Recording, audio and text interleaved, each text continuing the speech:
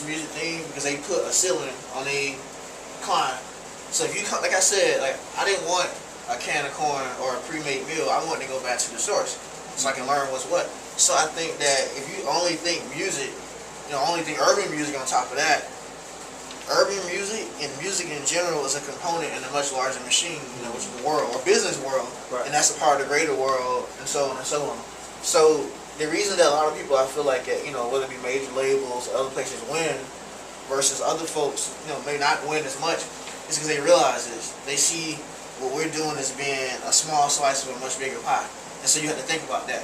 And so the reason I put this up, this is actually a part of something that's called. This is a psychologist in 1940 named Abraham Maslow. And Maslow is spelled M-A-S-L-O-W. He came up with something called the hierarchy of needs. And so I read about this a long time ago, but I thought this is a really interesting way to start the class because, like I said, you have to kind of evaluate yourself and why you're doing it. And there's no right or wrong answer, but you evaluate why you're doing it so that you can plot your course out. You got to know what kind of boss you are, and we'll get into it in a second. So, but according to Maslow's pyramid,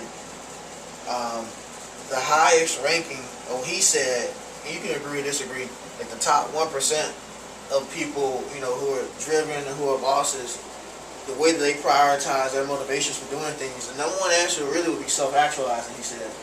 But like I said, there's no right or wrong, I'll explain it to you. So, we'll start from the bottom. Nobody said physiological, which is good.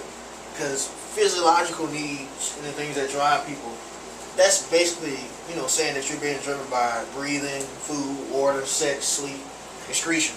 So I'm saying, you're talking about the most basic level people, like, they're like, bro, I'm just doing this so I can just get something to eat. Like, that's the definition of being basic.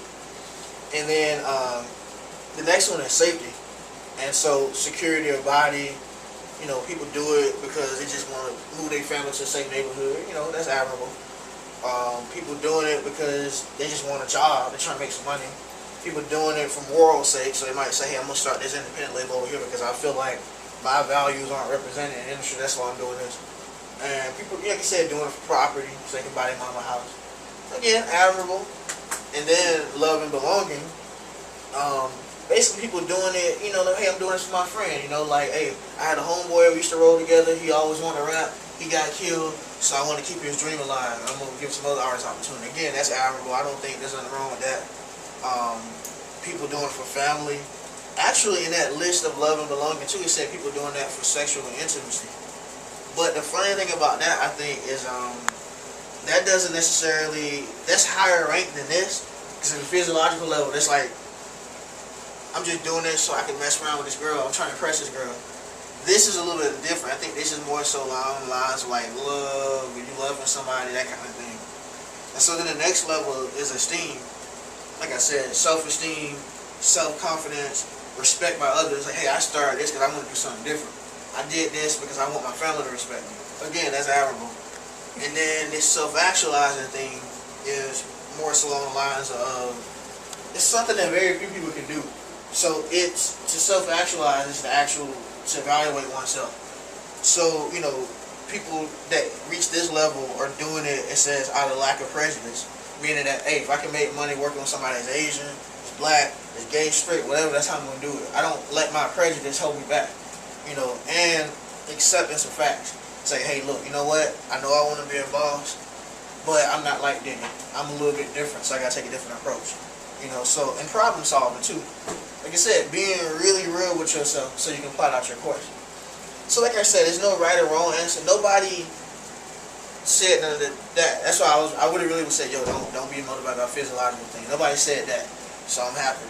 So I'll leave it up for a second. But so the next thing we're gonna kinda go into that I had on there, and I spoke about it a second ago, is like, basically talking about, what kind of boss or what kind of mogul are you? So again, this is more of an evaluation course. I came up with 3 different types based on some research that I've done.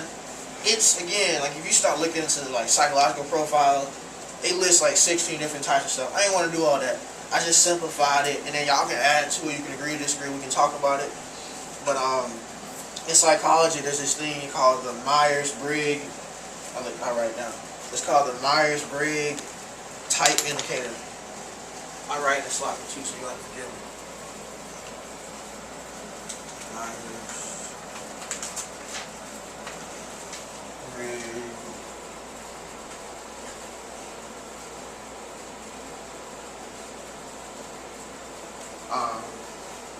Like I said, just keep it simple. It's this profile that they have, you know, for people to kind of profile what kind of person that's an introvert, extrovert, all that kind of stuff. So I did some research, and I came up with like it's 4 questions I think that you gotta ask yourself to figure things out. So the first question is extrovert versus introvert. I ain't gonna write this down, but you can write extrovert versus introvert. So you gotta ask yourself, you know what I mean, personality wise, am I extrovert or am I introvert? And that's kind of defined by saying, hey look, do you prefer to direct your energy towards the external world or the internal world? And you don't have to go around the room, that's something you know. Like, it don't really matter whether we know, but like, hey, you be real with yourself. Do you spend more time reflecting and plotting on stuff? Or do you just kind of like, you know, say, hey, you know, I got a good feeling for how things are going to be. I don't need to spend all this time planning. I'm just going to go be about action. So that's the first thing. And then the second thing was, you got to ask yourself, are you more of a person that senses stuff? Or are you intuitive?